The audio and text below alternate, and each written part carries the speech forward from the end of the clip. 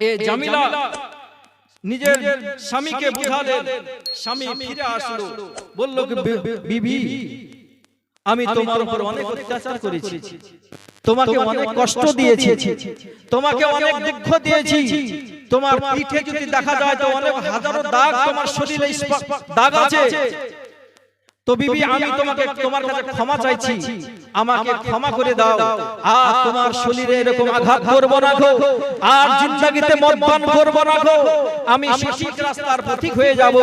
আর তোমাকে আমি কথা দিলাম, আর কালকে সকাল থেকে আমি ফজরের নামাজটা পড়তে আরম্ভ করব। জোরে বলুন। এমন সময়তে জামিলা বলেন, রাত্রি যখন হয়ে গেল, এইভাবে যখন আমরা স্বামী স্ত্রী আমরা বিছানায় ঘুমিয়ে যাই, আমরা বিছানায়তে ঘুমিয়ে গেলাম। সকালে যখন হয়ে যাই, সকালে ফজরের আযান ধ্বনি হবে। এমন সময় যখন মসজিদে আযান, মুয়াজ্জিন যখন আযান শুরু করে দিল, আসসালাতু খায়রুম মিনান নাওম, মসজিদে যখন মুয়াজ্জিন আযান শুরু করে দিল, ঘুমের চাইতে নামাজ তোমার উত্তম। তোমরা ঘুম থেকে নামাজের জন্য রাস্তায় চলতে আরম্ভ করো। আল্লাহর ঘর থেকে ডাক চলে এসেছে, তোমরা এবার নামাজ পড়ার জন্য চলে যাও। জামিলা বলেন, আমি এবার যখন বিছানা থেকে উঠে গেলাম, আমি নামাজের জন্য উযু বানালাম, আমি নামাজ পড়তে আরম্ভ করলাম। আমি মনে মনে চিন্তা ভাবনা করি, মাবুদ গো, আমার স্বামী তো কথা দিয়েছিল আজকে ফজর নামাজ থেকে শুরু করে দিবে, পাঁচ ওয়াক্তের নামাজটা পড়তে আরম্ভ করে দিবে। রাত্রিতে আমার কাছে তওবা করেছিল, পবিত্র কালমা পড়েছিল, আমার স্বামী এখনো নামাজ পড়ছে না। কারণটা কি আল্লাহ? আমার স্বামী উঠছে না, তাহলে আমার তো নামাজ পড়ালো, স্বামীকে তাহলে তুলে দিই। স্বামীকে তুলতে যাচ্ছে তো স্বামী চির জীবনের মতন ঘুমিয়ে গেছে। স্বামী চির জীবনের মতন ঘুমিয়ে গেছে, ইন্তিকাল হয়ে গেছে। ইন্না লিল্লাহি ওয়া ইন্না ইলাইহি রাজিউন। হাদিদের ইন্তিকাল হয়ে গেছে, সময় হয়ে গেছে, মওত চলে আসলো, মালাকুল মওত চলে এসেছে। তো বেরাদার, তাই আমার বলার উদ্দেশ্য, আমাদের সময় হয়ে গেলে আমাদেরও মওত হয়ে যাবে, ইন্তিকাল হয়ে যাবে বাপ, তাহলে আমাদেরকে তার পূর্বে আমাদেরকে ভালো কাজ করতে হবে। জামিলা বলেন, আমার স্বামীর ইন্তিকাল হয়ে গেছে, গ্রামের মানুষকে আমি খবর দিলাম, ও পর্বতপুরের বাবা জীবনের আগো। এই জামিলা বলেন, পর্বতপুর গ্রামে জানিয়ে দিলাম কি তোমরা মসজিদে খবরটা দিয়ে দাও, জানিয়ে দাও, মাইকে এলান করে দাও, আমার স্বামী হাদির ইন্তিকাল করেছে। আমার স্বামীর জানাজার নামাজটা কোন টাইমে করলে ভালো হয়? এইভাবে যখন লম্বা চওড়া ঘটনা, আমি যদি এই ঘটনার সব রকম বলতে চাই, কম করে 2-3 ঘন্টা সময় লাগবে। আমি কিছু কিছু বলবো, কিছু কিছু ছেড়ে দিব। এমন সময়তে জামিলা বলেন, আমার স্বামীর খবরটা হয়ে যায় সকাল 10টার সময় জানাজার নামাজটা হবে। 10টার সময় জানাজা হবে। গ্রামের মানুষ বলছে, না ওর নামাজ পড়বো না, ও তো মুসলমানই নাই, নামাজই তো পড়েনি, সর্বদাই মদে থেকেছে, সর্বদাই খারাপ কাজে লিপ্ত থাকতো, মদপান করতো। জামিলা, তোমার স্বামীর আমরা নামাজ জানাজা পড়তে পারবো না, আমরা মাটিও দিব না, তুমি যা পারবে তাই করো গা। জামিলা বলে, না মন সমাদে আমার আরো টেনশন চেপে যায়, এখন স্বামী মারা গেছে, আমি কান্না করব না, এখন চিন্তা ভাবনা করব। এইভাবে আমি বহু চিন্তা ভাবনায় পড়ে যাই। বাবা জীবন, মা বোনেরা গো, এমন সময়তে জামিলা বলেন, আমি এমন সময়তে চিন্তা ভাবনা পড়ে গেলাম, গ্রামের মানুষ, সমাজের মানুষ জানাজার নামাজের জন্য প্রস্তুত নয়, জানাজার নামাজ পড়বে না, মাটির ব্যবস্থা করবে না, কবর কাটবে না। আমি গ্রামে যাওয়ার পর মানুষদেরকে বুঝিয়ে বললাম, গ্রামের মানুষকে আমি বুঝিয়ে বলেছিলাম, তারা কোনো আমার কথা কান দেয়নি। আমি মানুষকে বলার পর কবর কাটার ব্যবস্থা করলাম। আমি জানাজার নামাজটা অন্য মাওলানাকে দিয়ে পড়ার ব্যবস্থা করলাম। আমার স্বামীর জানাজার নামাজটা সমাপ্ত হয়ে যায়, দাফন কাফনের ব্যবস্থা হয়ে যায়, সমাপ্ত হয়ে যায়। লম্বা চওড়া ঘটনা ঘটনা আমি সর্বপ্রথমে বলেছিলাম। এইভাবে যখন কমপ্লিট হয়ে যায়, জামিলা বলে গ্রামের মানুষ তখন এই সমস্ত কাজ থেকে বঞ্চিত থাকলো। এরকম ঘটনা বহু পাওয়া যায়। হযরতে মুসা পয়গম্বর আলাইহিস সালামের জামানায় হযরত মুসা নবী আল্লাহ পাক বললেন, ও মুসা কালিমুল্লাহ, পর্বত উপরে চলে যাও, ঈদগাহর পাশে একটা বাড়ি রয়েছে, ওই বাড়িতে একজন ব্যক্তি মারা গেছে, ওই ব্যক্তি খারাপ বলে ও জানাজা নামাজ কেউ পড়বে না। গ্রামের মানুষ আত্মীয় স্বজন কেউ জানাজার নামাজ পড়বে না, তাই তুমি যাও, যাওয়ার পর ওই জায়গাতে জানাজার নামাজটা পড়াও। মুসা আলাইহিস সালাম আসার পর ওই ব্যক্তি জানাজার নামাজ পড়াইছিলেন, দাফন কাফন নিজে হাতে করেছিলেন। গ্রামের মানুষ বলল কি হুজুর, এই ব্যক্তি সবচেয়ে জালেম ছিল, মহাপাপী ছিল, আর ওই ব্যক্তির সৎ কাজটা আপনি করলেন, কারণটা কি একটু জানতে চাও। মুসা আলাইহিস সালাম বললেন, ঠিক আছে, তোমরা যখন আমাকে প্রশ্ন করেছো, এই প্রশ্নের উত্তর আমি দিব। প্রশ্ন যখন আমাকে করেছো ভালো, তার উত্তর আমি ইনশাআল্লাহ তোমাদেরকে দেব। মুসা আলাইহিস সালাম বলেছিলেন, তদিককার ঘটনা নাই। জামিলা বলেন, এমন সময়তে জামিলা বলতেছেন, আমার স্বামী তো ইন্তিকাল হয়ে যায়, আমি একাই, আমার কোনো সন্তান হয়নি গো, আমি একাই দুনিয়াতে, আমার বাড়িতে কেউ নাই, আমি এইভাবে চলাফেরা করতে থাকি। প্রায় কম হবে 7 মাস 8 মাস অতিবাহিত হয়ে যায়। এই 7 মাস 8 মাস অতিবাহিত হয়ে যায়, জামিলার স্বামী ইন্তিকাল হয়ে গেছে, জামিলার পেটে গর্ভে বাচ্চা রয়েছে। গ্রামের মানুষ বলতেছে, জামিলা তুমি হচ্ছে একজন নষ্ট মহিলা, প্রায় তোমার স্বামীর 8 মাস 7 মাস 8 মাস হয়ে গেছে, তোমার স্বামী ইন্তিকাল করেছে, আর তোমার গর্ভে এখন বাচ্চা, তুমি কার সঙ্গে ছিলে? মানুষকে দেখাও আমি নামাজ পড়ছি, ভালো কাজ করছি, আর রাত্রিতে সিন কাটছো, পরপুরুষ করে রাত্রিতে ঘুমাও। জামিলা কান্না করে আর বলে, বাপ, ভাই, চাচারা, আপনি আপনারা যেই কথা আমার উপরে তহমত লাগাচ্ছেন, মিথ্যা তহমত, এটা হচ্ছে মিথ্যা কথা। আমি ওরকম কোন কাজ করিনি গো।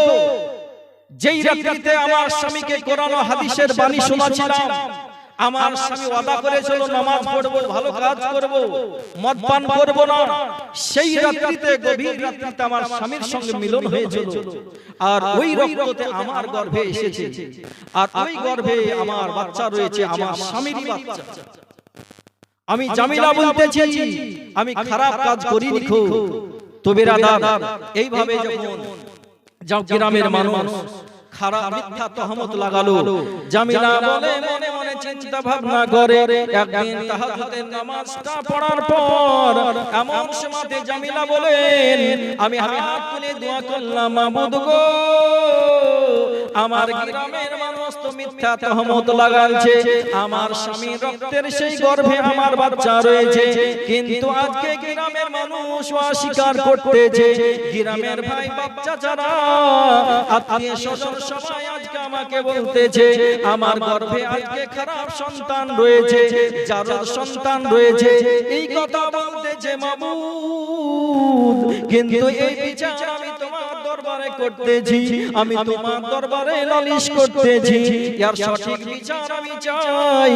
এইভাবে জামিলা বলেন, রাত্রিতে আমি যখন নামাজ দোয়া সমাপ্ত করলাম, আমার ঘুমটা যখন চলে আসে, যাই নামাজের পাটিতে আমি ঘুমিয়ে যাই, এমন সময়তে জামিলা বলেন, আমি স্বপ্নের মাধ্যমে দেখতে পাই যে আমার গর্ভে যে বাচ্চাটা রয়েছে, একজন কেউ মনে হচ্ছে বলতেছে, জামিলা তুমি কোনো চিন্তা ভাবনা করিও না, তুমি মন খারাপ করিও না, তোমার গর্ভে যে বাচ্চাটা রয়েছে, ওই বাচ্চাটা একদিন উত্তর দিয়ে দেবে, দুনিয়াতে আসবে যখন তোমার গ্রামের মানুষকে বলবে, আমাকে কোনো কথা জিজ্ঞাসা করতে হবে না, আমার বাচ্চাকে আপনারা জিজ্ঞাসা করুন, তোমার বাচ্চাটা উত্তর দিবে।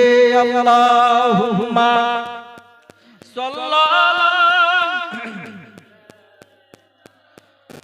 মাওলানা মুহাম্মাদ ওয়ালা আলিহি মাওলানা আমার জান মদিনা, আমার প্রাণ মদিনা, ভুলে যেতে চাইলো ভোলা যায় না। জোরে বলো সুবহানাল্লাহ। সবারই মন চায় মদিনা, ভুলে যেতে যদি আমরা চেষ্টা করি তাও ভুলা যাবে। মদিনাতে আমাদের সেন্টার, সেই নবীর উপর মহব্বত ভালোবাসা যে ইমানদার হবে, আর নবীর উপর যে মহব্বত থাকবে কে কখনো ভুলতে পারবে না নবীকে। তাই কবি বলে আমার জান মদিনা, আমার প্রাণ মদিনা, ভুলে যেতে চাইলো ভোলা যায় না, ভুলে যেতে চাইলো ভোলা যায় না। জোরে বলো সুবহানাল্লাহ। জানি না ওই মদিনায় আছে কি মধু, জানি না ওই মদিনায় আছে কি মধু, মদিনা মদিনা করে কান্দি যে শুধু, জানি না ওই মদিনায় আছে কি মধু, জানি না ওই মদিনায় আছে কি মধু, মদিনা মদিনা করে কান্দি যে শুধু। ও গো নবীজি, ও গো নবীজি, একবার ডেকে নাও, ও গো নবীজি, একবার ডেকে নাও, যে সবাই যাব আমরা সোনার মদিনা, ভুলে যেতে চাইলো ভোলা যায় না। জোরে বলো সুবহানাল্লাহ। আমার জান মদিনা, আমার প্রাণ মদিনা, ভুলে যেতে চাইলো ভোলা যায় না। নবীর নামে দুরূদ পড়ি, আমরা নবীর নামে তো দুরূদ পড়ি, নবীর নামে কিয়াম করি। তাই কবি বলেন নবীর নামে দুরূদ পড়ে, নবীর নামে দুরূদ পড়ে যাব জান্নাতে, নবীর নামে কিয়াম করে যাব জান্নাতে। আর নবী খুশি হয়ে, আর নবী খুশি হয়ে নিয়ে যাবে জান্নাতে। তাই তো আমরা কান্দি শুধু, তাই তো আমরা কান্দি শুধু, মদিনা বলে ভুলে যেতে, ভুলে যেতে চাইলো ভোলা যায় না। জোরে বলো সুবহানাল্লাহ। আমার জান মদিনা, আমার প্রাণ মদিনা, আমার জান মদিনা, আমার প্রাণ মদিনা, ভুলে যেতে চাইলো ভোলা যায় না। আল্লাহুম্মা সাল্লাল্লাহু সাইয়্যিদিনা মাওলানা মুহাম্মদ সাল্লাল্লাহু তাআলা আলাইহি ওয়াসাল্লাম। তো বেরাদার, শীতের রাত্রি লম্বা চড়া, এই জামিলা বাচ্চা স্বপ্নে দেখলেন কি জামিলা তুমি মন খারাপ করো না, তুমি হচ্ছে একজন আল্লাহর নেককার বান্দি, নবীর দিবানী, তোমার উপর মিথ্যা তহমত লাগাতে পারে গ্রামের মানুষ, কিন্তু তুমি তো সঠিক। কিন্তু তোমার গর্ভে যে বাচ্চা দুনিয়াতে আসবে তখন গ্রামের মানুষকে বলবে আমি কোনো উত্তর দেব না। এই বাচ্চা যখন দুনিয়াতে আসবে তখন বাচ্চাকে জিজ্ঞাসা করবে, বাচ্চা একের পর এক সব উত্তর দিয়ে দিবে। আমি যাই বলি তোমরা আপনারা কেউ আমার কথা বিশ্বাস করবেন না, আর বিশ্বাস করেননি, তাই বলে আমি আর কোনো কথা বলবো না। আমার বাচ্চাকে জিজ্ঞাসা করলে সব একের পর এক বলে দেবে।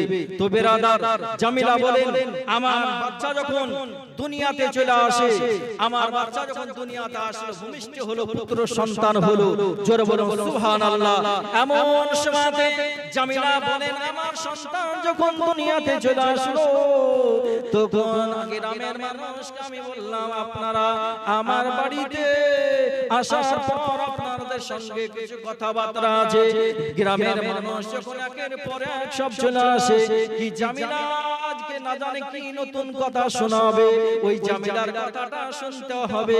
আমরা তো জানি জামিলা হচ্ছে নষ্ট মহিলা, একজন খারাপ মহিলা, কিন্তু জামিলার স্বামীও ছিল খারাপ।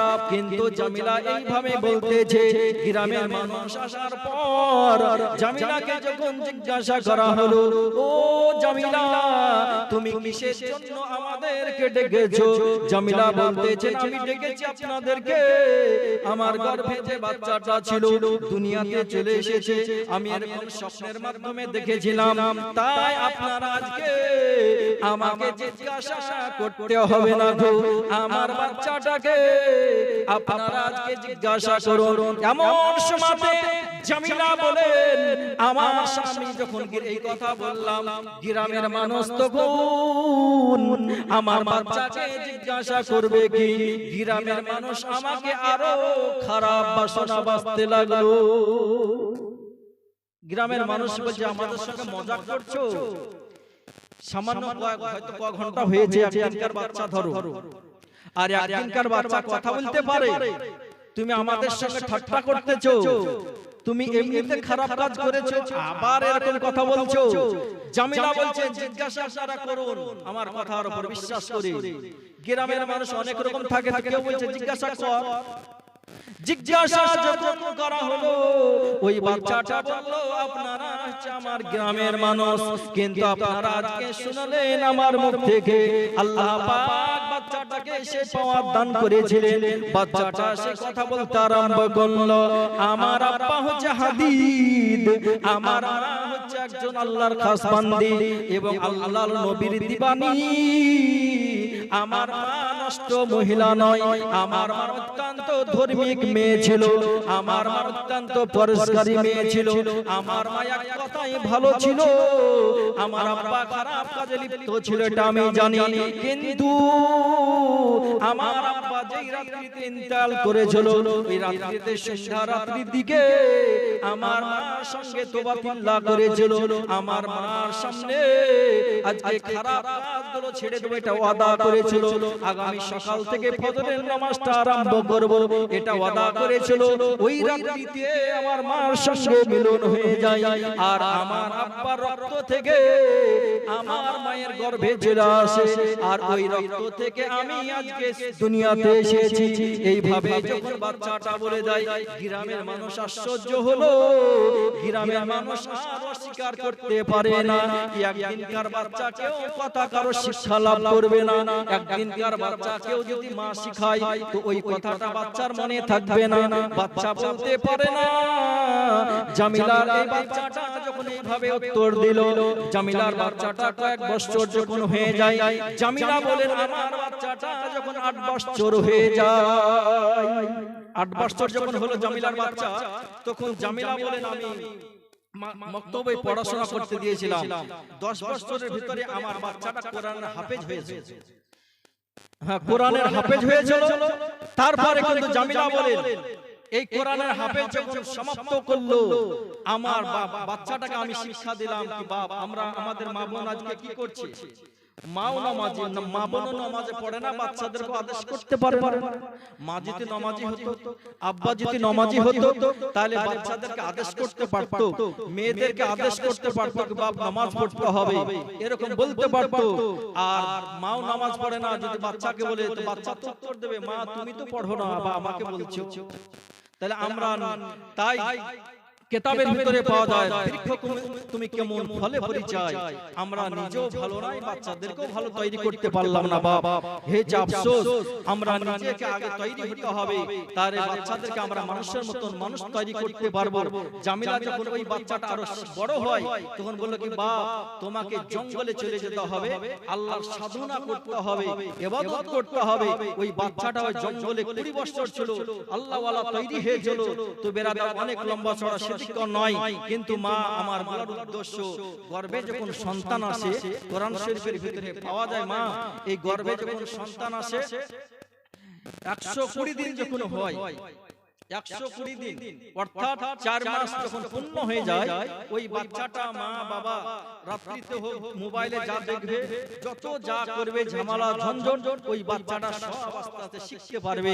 আর ওই মা যদি ফজরের নামাজ পড়তো, ওই মা যদি 5 ওয়াক্ত নামাজ পড়তো, আর আল্লাহর কাছে দোয়া করতো, আল্লাহ আমার গর্ভে যে সন্তানটা আছে ওই সন্তানটা নেককার বানায়ো, নামাজি বানায়ো, রোজাদার বানায়ো, ওই মা যদি এইভাবে দোয়া করতো, তো ওই বাচ্চাটা ওরকম তৈরি হয়ে আসতো।